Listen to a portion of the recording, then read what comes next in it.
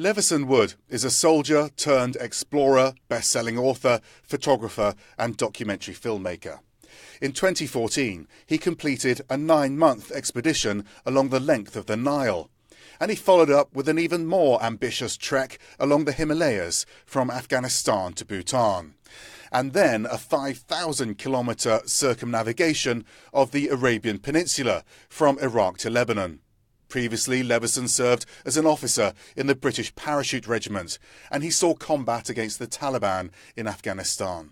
It may not surprise you to hear that his fear is being stuck behind a desk.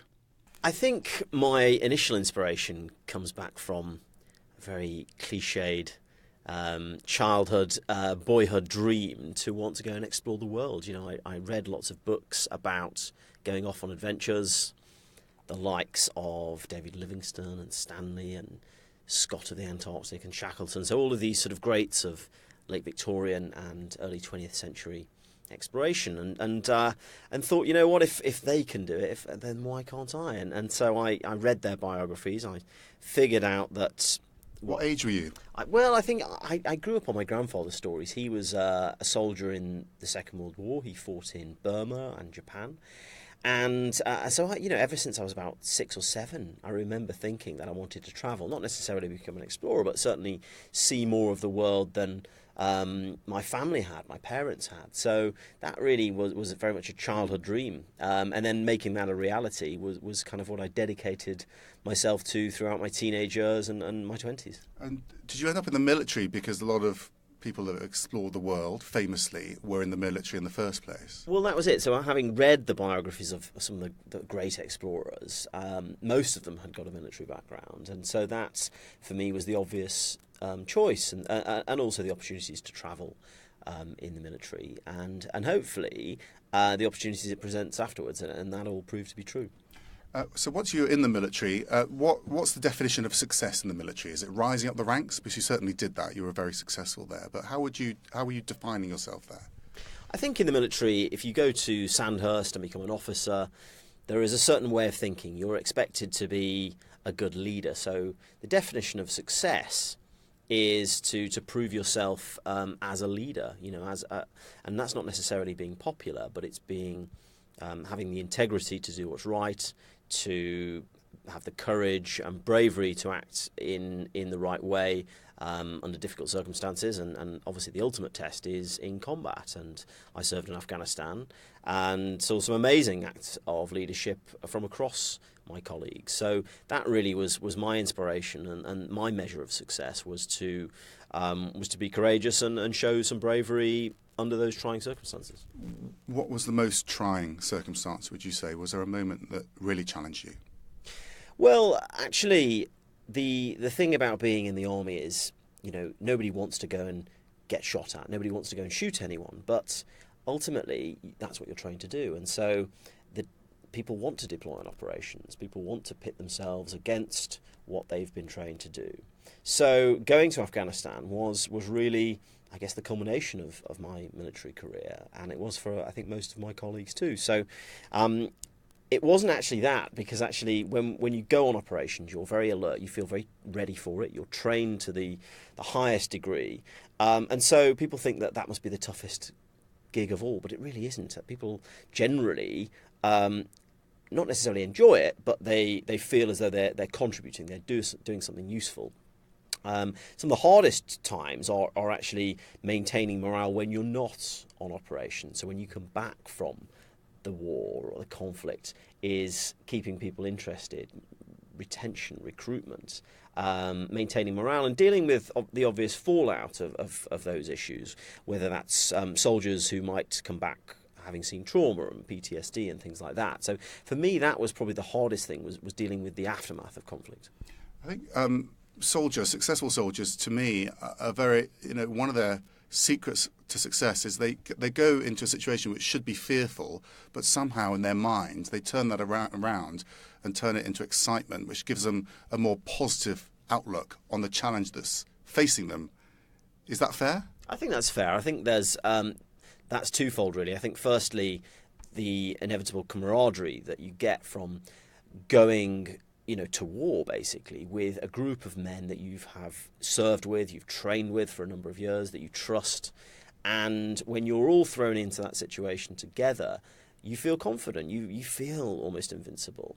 And so that really is a success. And I think that, combined with the sort of military sense of humour, which can be quite dark at times, that brings people together. And that sort of, if you can have a chuckle when some terrible things are happening around you, I think that is what really unites groups and what brings people together. So you gain a psychological technique, effectively, for not allowing the fear to get you, because you'd effectively run away as opposed to into the challenge. Yeah, I think so. I think the way that soldiers often deal with fear, particularly under fire, is through that having a sense of humour and not being outwardly scared. I mean, if you're scared, especially as a leader, if you show that fear to your men, then that's going to cause chaos, because they won't trust you, they won't follow you. So you have to put a brave face on it, even when sometimes you don't want to. What made you want to leave the military then? You clearly enjoyed it. I did. Well, I spent 5 years in the regular army. But I wanted a new challenge. I did end up staying in the reserves and do so until to this day, which is a commitment of a certain amount of days per year. But really, I wanted to challenge myself in a new way. I'd always loved travel. I'd travelled for as long as I can remember. I wanted to go and see more of the world. I wanted to be more creative as well, so I wanted to write, and that really was, for me, my ambition and my passion was writing, photography and travel. So by bringing them together in all sorts of ways, through documenting my travels and sharing those journeys with other people, I got a real sense of joy out of that. And also, I think just having a bit more freedom as well was something that I relished. So I get the best of both worlds now. I still do a bit with the army, but ultimately, I run my own affairs. I run a production company, a business on the side, and I'm in this great position where I can write books, make TV documentaries, and see parts of the world that a lot of people can only dream of. So it wasn't as if you felt you'd made a mistake by joining the military. It was that you had spent the time that you wanted to get from the military. That's right, yeah. I did what I felt I joined to do. It's very difficult after going to serve somewhere like Afghanistan to then go back to sitting behind a desk. So for me, it wasn't just about thrill-seeking and excitement, but there was a part of me when I left when I must have been 28. There was still a part of me that wanted that sense of adventure, and I knew that I perhaps wasn't going to get that by being in the more desk-bound jobs of the military. So I decided to go and get back out into the real world and see what opportunities presented themselves. But you took on these enormous challenges. I mean, what would you say was the most physically challenging trip that you've taken? Well, I think from the beginning, when I left the army, I didn't really have much of a plan other than, like I say, those passions. So I knew that in order to establish myself, I had to do something unique, something epic, and so walking the Nile came to me as an idea.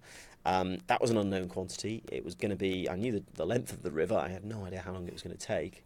It ended up taking me 9 months of walking, 4,250 miles, physically, completely, by far and away the most demanding thing I'd ever achieved or even attempted.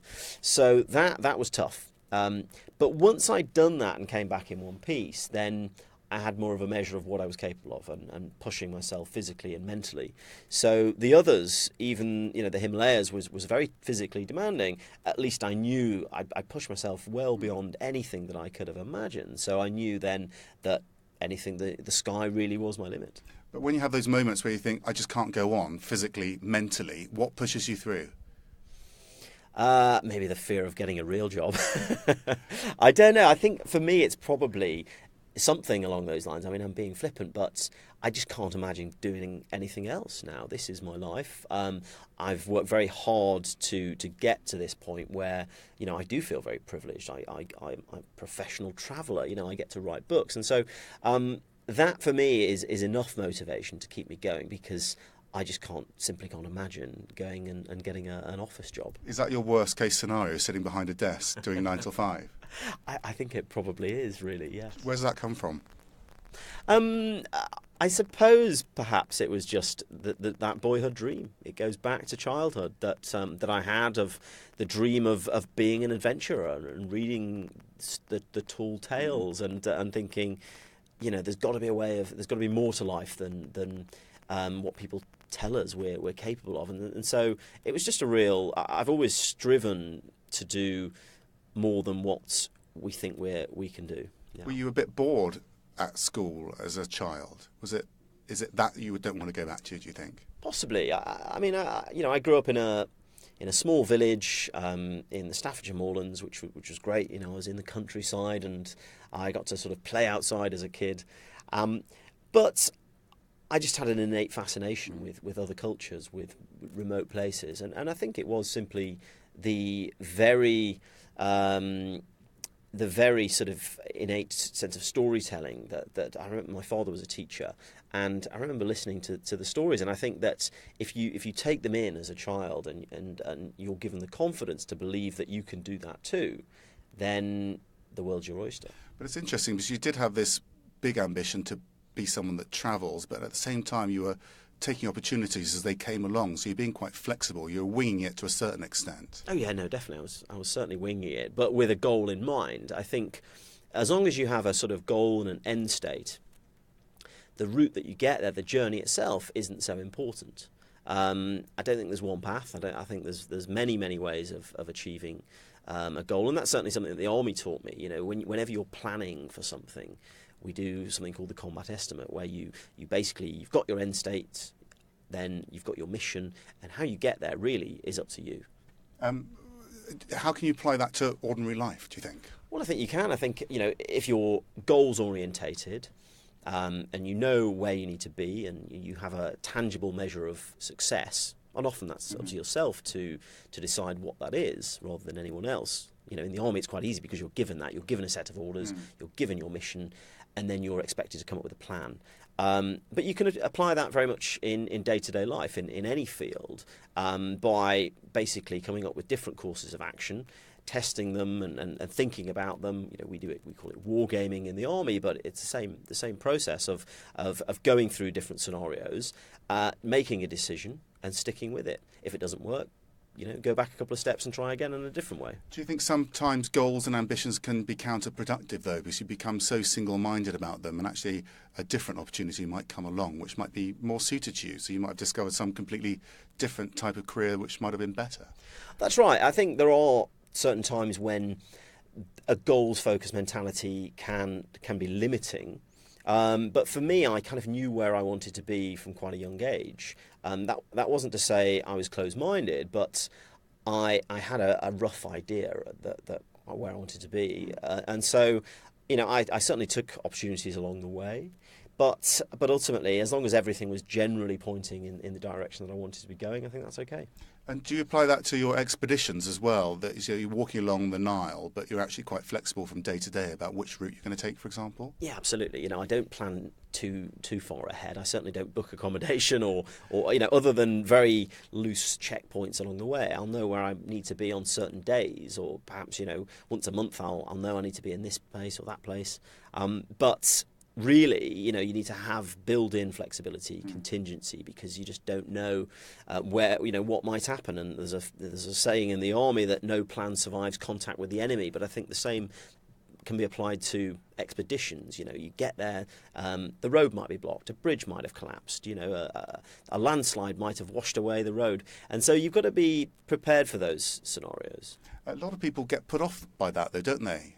I mean, even a sort of abstract sense of that barrier in front of you when you're trying to make progress. What is it, do you think, about successful people that allow them to break through when others give up? I think it's embracing uncertainty. And for me, that's been a really important part of my own journey, is not being scared of the unknown. It's about knowing or having the confidence and the faith that things will work out somehow.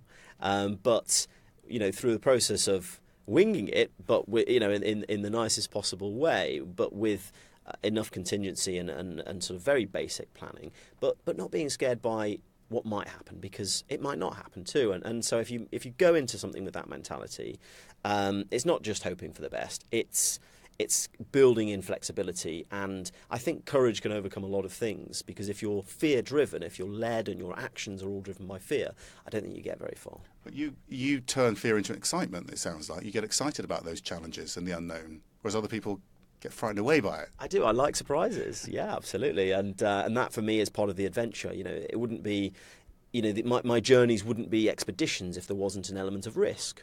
I think risk is something that we often shy away from in the modern world, but risk is an integral part of what it means to be human. And without it, there's no development. We can't progress. We can't, you know, it's the same in business. You know, if you're embarking on a business that's risk-free, you're not going to make any money. You've got to really speculate. And so it's the same in my expeditions and my journeys and everything with life, I think. As you've met people along the way, have you learnt anything about success as well, which surprised you outside the military, for example, on these expeditions? Well, I think going back to what you were saying about some of the perils and pitfalls of being goals focused, I think it's equally important to make sure that you enjoy the journey. It's not just about the destination. And I think as I grow older, that's something that I'm becoming more aware of. It's not, don't be so focused on something that you forget to just enjoy the moment. And that's what I'm trying to do now. Okay. Levison, thank you very much indeed. Thank you very much.